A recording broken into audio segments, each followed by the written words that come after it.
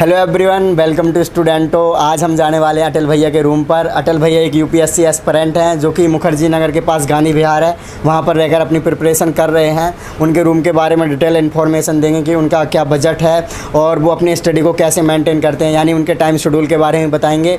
और इसके पहले अगर आपने चैनल सब्सक्राइब नहीं किया तो चैनल को सब्सक्राइब कीजिए, इस वीडियो को लाइक करें। और अगर आपने टेलीग्राम चैनल ज्वाइन नहीं किया तो टेलीग्राम चैनल को ज्वाइन कर लीजिए, उसका लिंक वीडियो के डिस्क्रिप्शन में है।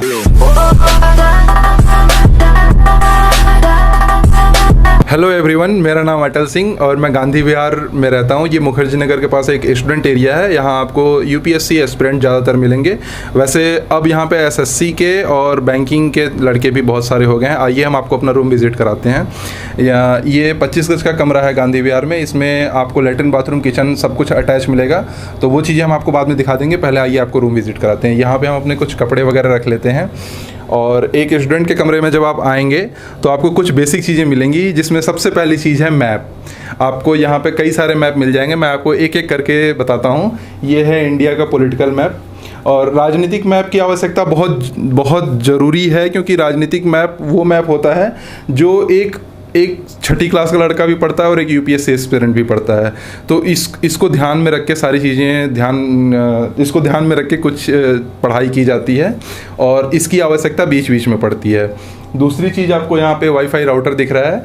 ये यहाँ पे एक बेसिक नीड है। वैसे मोबाइल से भी काम चलाया जा सकता है, लेकिन अगर आप रेगुलर यूज़र हो तो इसकी आवश्यकता पड़ती है। आइए अब हम आपको अपने कमरे के आगे ले चलें। ये है इंडिया वर्ल्ड फिजिकल की वैसे तो आवश्यकता बहुत ज़्यादा नहीं पड़ती है, लेकिन अगर आप एटलस फॉलो नहीं करते हैं तो मैप आपके लिए बहुत बेसिक है। वैसे मैंने मैप लगा रखा है, लेकिन मैं एटलस ज़्यादा फॉलो करता हूँ। तो इसमें आपको कुछ जैसे वर्ल्ड्स के माउंटेन हैं और वर्ल्ड्स के कुछ सागर हैं, महासागर हैं, झील है, पर्वत हैं, पठार हैं, ये सारी चीज़ें, इन सब चीज़ों की ब्रीफ स्टडी के लिए आपको मैप चाहिए। और अगर आप बिल्कुल डीप में जाके स्टडी करना चाहते हो तो उसके लिए एटलस बेस्ट होता है, वो हम आपको दिखाएंगे आगे। और ये वर्ल्ड पॉलिटिकल है।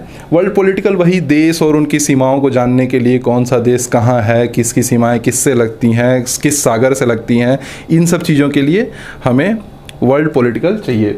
और ये एक छोटा सा मेरा इन्वेंशन है। ये जो यहाँ पे लिखा है योगः कर्मसु कौशलम, ये लवाजना का टैगलाइन है। लवाजना की 2 टैगलाइन है।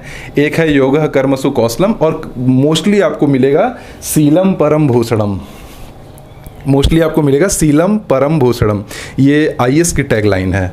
और इसके बाद फिर वर्ल्ड इंडिया का फिजिकल है। इसकी भी आवश्यकता उतनी ही पड़ती है जितनी बाकी मैप्स की।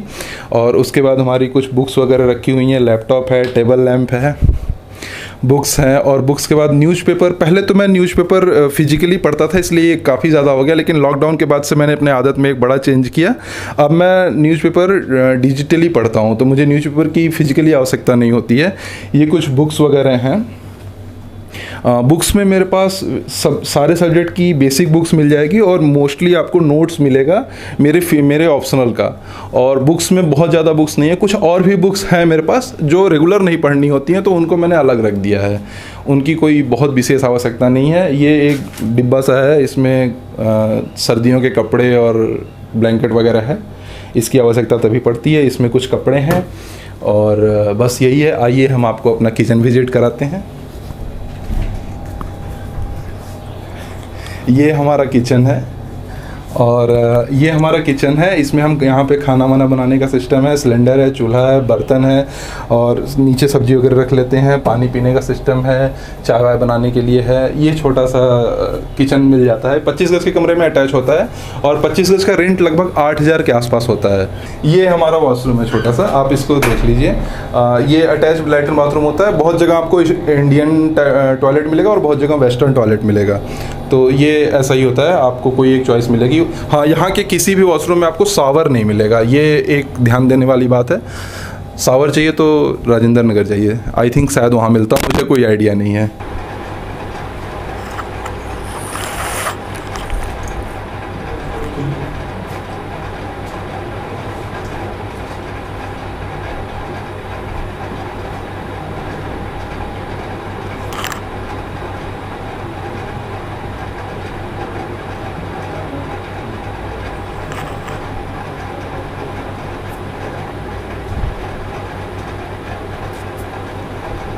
सो सबसे पहले हम भैया का इंट्रोडक्शन करवाते हैं आप लोगों से। सबसे पहले आप अपना इंट्रोडक्शन बताइए, आपका बैकग्राउंड क्या है एजुकेशनल, और आप कहाँ से हैं? हेलो, नमस्कार दोस्तों। भवानी प्रसाद मिश्र की 4 लाइनें हैं, उससे मैं अपनी बात कहना शुरू करना चाहूँगा, जो हमारे यूपीएससी एस्पिरेंट लगभग सब लोग फॉलो करते हैं। ये लाइनें हैं कि कुछ लिखकर सो, कुछ पढ़कर सो, कुछ लिखकर सो, कुछ पढ़कर सो, तू जिस जगह जगह सवेरे, उससे आगे बढ़कर सो।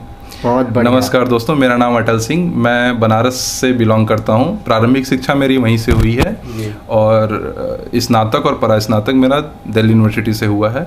और 2015 से हिंदी माध्यम में मैंने संघ लोक सेवा आयोग परीक्षा की तैयारी करनी शुरू की है। अच्छा, आप यहाँ पर जो आपने बताया मुखर्जी नगर के पास ये आपका गांधी विहार है। जी जी। कितने टाइम से आप यहाँ पर रह रहे हो और 2015 से मैंने तैयारी शुरू की थी और तब से मैं यहीं रह रहा हूँ। और मैंने जीएस और ऑप्शनल की कोचिंग भी की हुई है। लेकिन मित्रों, मैं आपको बताना चाहूँगा कि ऑप्शनल में तो कोचिंग का थोड़ा महत्व हो सकता है, लेकिन जीएस में कोचिंग का कोई विशेष महत्व नहीं रहता है। सेल्फ स्टडी ही जो सफलता का मूल मंत्र है। आप अपने नोट्स हो गया, मैप्स हो गया या न्यूज़पेपर को कैसे आप अपने नोट्स में कन्वर्ट करते हैं, कैसे बनाते हैं? देखिए, अलग अलग तरीके हैं सबके। मैं अपना तरीका आपसे साझा करना चाहूँगा। करंट के लिए मैं ऑनलाइन जो प्लेटफॉर्म्स हैं, बहुत सारे चैनल अवेलेबल हैं। हिंदी माध्यम में दृष्टि डेली करंट डालता है, कुछ यूट्यूब चैनल्स हैं, इनसाइट वगैरह बहुत सारे चैनल्स हैं। तो आप कोई एक पकड़ लीजिए, बस उसको बार बार बदलिए मत। मेरा यही कहना है कि आप किसी एक को पकड़ लीजिए और उसको बार बार बदलिए मत, और उसको आप दिन प्रतिदिन आधार पर उसको फॉलो करिए और उससे अपना नोट्स बनाइए। अगर आप डायरेक्ट न्यूज़पेपर से अपना नोट्स बनाते हैं तो वो और बेस्ट है। मैं जो करता हूँ वो मैं आपको बता देता हूँ कि मैं प्रतिदिन के आधार पर न्यूज़पेपर और ऑनलाइन मटेरियल दोनों मिला के मैं नोट्स बनाता हूँ जी। और उसके अतिरिक्त अगर आपको कमी लगे तो एक मैगजीन फॉलो कर लीजिए। लेकिन अगर आप डेली आधार पर नोट्स बनाते हैं तो इसको आपको मैगजीन फॉलो करने की, मुझे ऐसा लगता है कि कोई विशेष आवश्यकता नहीं है। आप क्या टाइम शेड्यूल फॉलो करते हो मॉर्निंग से लेकर लेट नाइट तक? देखिए, मैं यहाँ पे बहुत सारे स्टूडेंट हैं जो रात में पढ़ना पसंद करते हैं, लेकिन मैं मॉर्निंग टाइप बंदा हूँ। मैं सुबह उठता हूँ, सुबह उठने के साथ ही सुबह लगभग 6 बजे के आसपास मैं उठता हूँ। सुबह उठने के साथ एक्सरसाइज और जो दिनचर्या होती है, जो दैनिक क्रियाकलाप है, उसको करने के बाद मैं पढ़ने बैठ जाता हूँ और लगभग 8 साढ़े 8 के आसपास, 8 के आसपास। तो 8 से 12 या 1 उसके बीच में जो मेरा समय होता है वो करंट के लिए होता है। वो डेडिकेटेड टाइम करंट के लिए है। 4 से 5 घंटे। हाँ, 4 से 5 घंटे का वो करंट के लिए डेडिकेटेड टाइम है। उसमें मैं नए करंट पढ़ता हूँ और पुराने करंट रिवाइज करता हूँ। 12 बजे के आसपास मैं लंच के लिए उठता हूँ। तो मैं लंच करने के बाद लगभग 1 बजे तक लंच हो जाता है और 1 से 2 का मेरा लेजी टाइम होता है। उसमें मैं कभी सो लेता हूँ, कुछ वीडियोस देख लेता हूँ, जैसा भी मुझे लगे। 2 बजे के बाद मैं दोबारा पढ़ने बैठता हूँ। तो 2 से जो 5 का समय है जी, 3 घंटे का, तो 3 घंटे का जो समय है वो मेरा एक सब्जेक्ट का होगा। वो अलग अलग समय पे बदलता रहता है। जैसे इस समय मैं इन्वायरमेंट फॉलो कर रहा हूँ, तो अभी मैं इन्वायरमेंट पढ़ रहा हूँ। 5 के बाद 5 से 6 घंटे का एक मेरा और ब्रेक होता है, वो टी ब्रेक होता है। ये ब्रेक हालांकि कुछ लोगों का बहुत छोटा होता है, मेरा थोड़ा लंबा होता है। तो इसके बाद फिर आप अपने अकॉर्डिंग जो भी आप एक सब्जेक्ट, मेरा मानना है कि एक दिन में आप 2 सब्जेक्ट लेके चलिए, इससे उबाऊपन नहीं होता है। बिल्कुल। और उसके बाद फिर रात को 9 बजे डिनर के बाद का 2 घंटा जो होता है वो रिवीजन का होता है। उसमें मैं कुछ नया नहीं पढ़ता हूँ जी।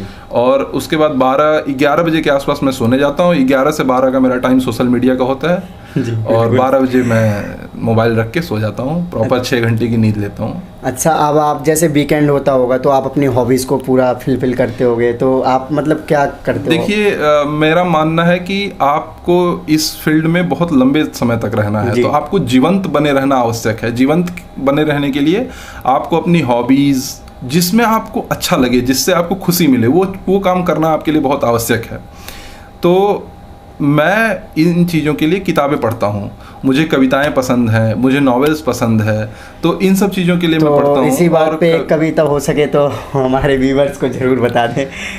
दुष्यंत कुमार की 4 लाइनें हैं, वो मैं आपको सुना दे रहा हूँ कि इस नदी की धार में ठंडी हवा आती तो है, नाव जर्जर ही सही लहरों से टकराती तो है। एक चिंगारी कहीं से ढूंढ लाओ ऐ दोस्तों, इस दिल में तेल से भींगी हुई बाती तो है। बहुत बढ़िया, बहुत बढ़िया। तो आप अपना कुछ भी कर सकते हैं। मैं नॉवेल्स पढ़ता हूँ या कविताएं पढ़ता हूँ, मुझे कवि सम्मेलन सुनना पसंद है। एक दिन अपने लिए दीजिए, क्योंकि आपका जिंदा रहना बहुत आवश्यक है इस फील्ड में। आप पूरी तरीके से किताबी कीड़ा होके नहीं रह सकते।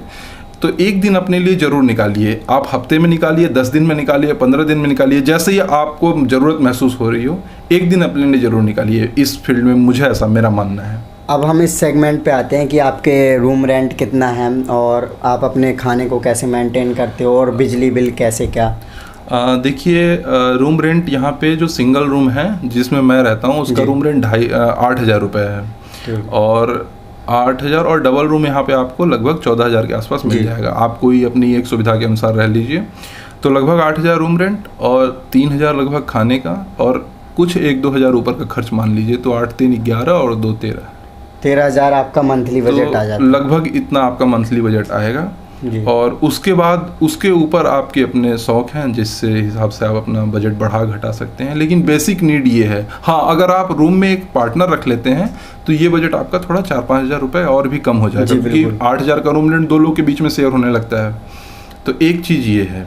और बिजली बिल कैसे? बिजली बिल देखिए, पहले तो यहाँ बिजली बिल होता था, यहाँ आता था, लेकिन केजरीवाल सरकार ने पिछले इलेक्शन के समय बिजली बिल 200 यूनिट तक फ्री कर दिया है। और मेरे ख्याल से हर स्टूडेंट इसके लिए थैंकफुल है। मैं भी थैंकफुल हूँ कि अब बिजली बिल नहीं आता है। और 200 यूनिट से ऊपर किसी स्टूडेंट का बिजली खर्च नहीं होगा, कंजप्शन इतना ज़्यादा होगा नहीं। अच्छा भैया, हमारी ये टोटल जितनी बात करनी थी वो हो गई हैं।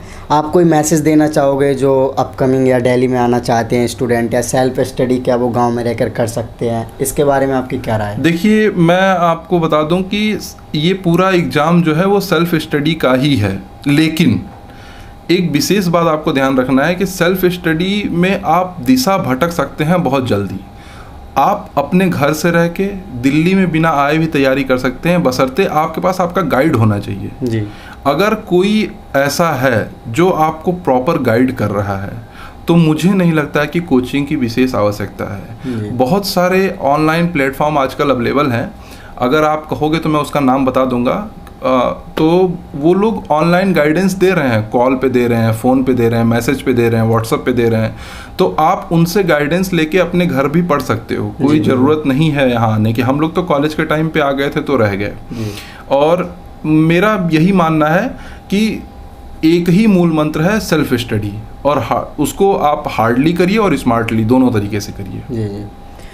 सो गाइस, ये था हमारा वीडियो जिसमें भैया ने आपको फुल इन्फॉर्मेशन दी है। उनने अपना टाइम शेड्यूल, बजट, मतलब टोटल जो डिस्कस करने वाली चीज़ है सब कुछ बताया है। इसके पहले अगर आपने चैनल सब्सक्राइब नहीं किया तो चैनल को सब्सक्राइब कीजिए।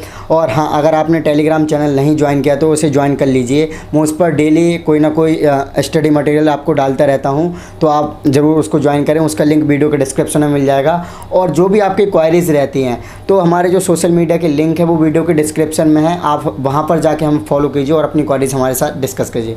Thank you.